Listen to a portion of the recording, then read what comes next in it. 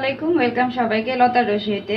আজকে একদম চুলা থেকে সরাসরি চলে এসেছি। আজকে আপনাদের সাথে শেয়ার করব মশলা দুধ চা বা ইন্ডিয়ান আদ্রাক ওয়ালি চা। এই জন্য আমি প্রথমে চায়ের প্যানটা বসিয়ে দিয়েছি, আর এখানে দিয়ে দিলাম আমি 1 কাপ পরিমাণ পানি। আজকে আমি 2 কাপ চা বানাবো, এই জন্য 1 কাপ পানি দিয়ে দিলাম। আর এখন এই পানিতে আমি দিয়ে দিব, এই তো দেখতেই পারছেন, এখানে আমি 2টা এলাচ নিয়েছি। এলাচের মুখটা আমি একটু ফাটিয়ে দিয়েছি। আর নিয়েছি আমি 2টা লবঙ্গ, আর এখানে 1 ইঞ্চি পরিমাণ আদা, এটাকে আমি একটু থেতো করে নিয়েছি। এটা কিন্তু পুরোপুরি একদম বাটা বাটা করে দেওয়া যাবে না, এটা এরকম করেই দিতে হবে। এখন অপেক্ষা করছি পানিতে বলক চলে আসা পর্যন্ত।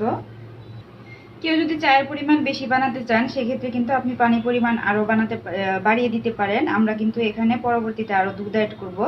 এখন এটাকে একটু ঢাকনা দিয়ে ঢেকে দিব, এতে করে কিন্তু মশলার ফ্লেভারটা খুব ভালোভাবে বের হবে। এই তো আমি কিন্তু ঢাকনাটা খুলে নিচ্ছি, এটা কিন্তু বলক চলে এসেছে। এখন এই পর্যায়ে আমি চিনিটা অ্যাড করে দিচ্ছি। চিনিটা অ্যাড করে দেওয়ার পরে এখানে আমি দিয়ে দিচ্ছি 2 চা চামচের থেকে আমি সামান্য একটু বেশি পরিমাণ চা পাতা দিয়েছি, কারণ আমার কাছে চাটা একটু স্ট্রং কড়া হলে ভালো লাগে। এখন এটাকে একদম ভালো মতো লিকারটা বের হয়ে যাওয়া পর্যন্ত জাল করে নিব, কারণ আপনি পানিতে চায়ের লিকারটা বের করে নিলে কিন্তু চাটা একদম পারফেক্ট হয়, কিন্তু দুধে কিন্তু সেইভাবে লিকারটা বের হয় না। আর এই ফার্স্ট টাইম কিন্তু আমি আমার পেজে এবং চ্যানেলে চায়ের রেসিপি শেয়ার করছি।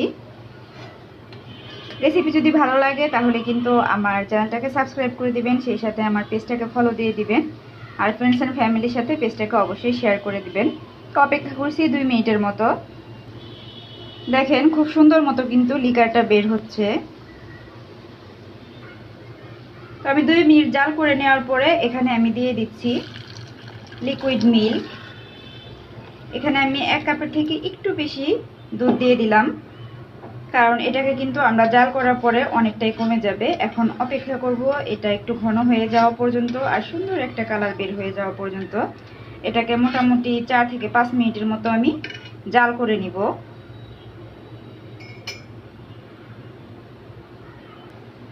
চাটাতে কিন্তু অলরেডি বলক চলে এসেছে, আর এই যে এখনকার যে মুহূর্তটা, এটা দেখতে কিন্তু আমার ভীষণ ভালো লাগে।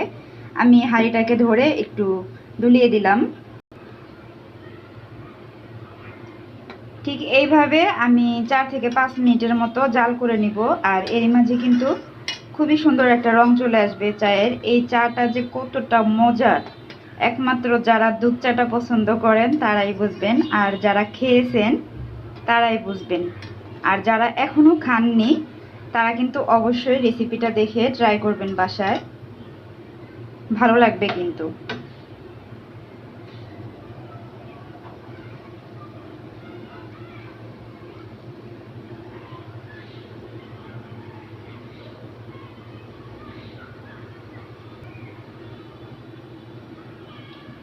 চাটা কিন্তু তার নিজের মতো করে সুন্দর ফুটে উঠছে, আর চা পাতি তার রং ছড়াচ্ছে। আমি আর 2 মিনিটের মতো এটাকে জাল করে নিব, তারপরে আমি আপনাদেরকে সার্ভ করে দেখাচ্ছি এটা কতটা সুন্দর হয়েছে আর পারফেক্ট হয়েছে।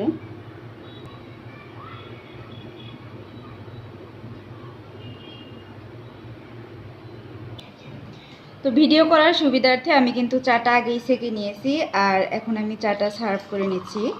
আর উপর থেকে কিন্তু চাটা একটু এভাবে ঢালবেন, এতে করে চায়ে অনেক বাবলস ক্রিয়েট হবে, এটা দেখতে কিন্তু ভীষণ ভালো লাগে।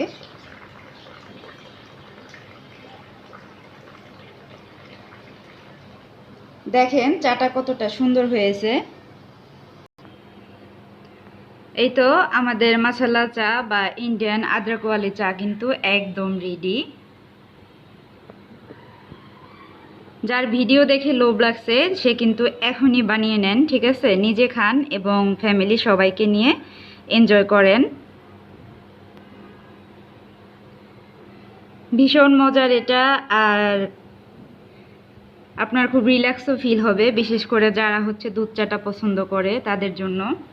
আপনার যখন প্রচণ্ড মাথা ব্যথা হবে সেই সময় কিন্তু এরকম 1 কাপ চা বানিয়ে আপনি খেতে পারেন।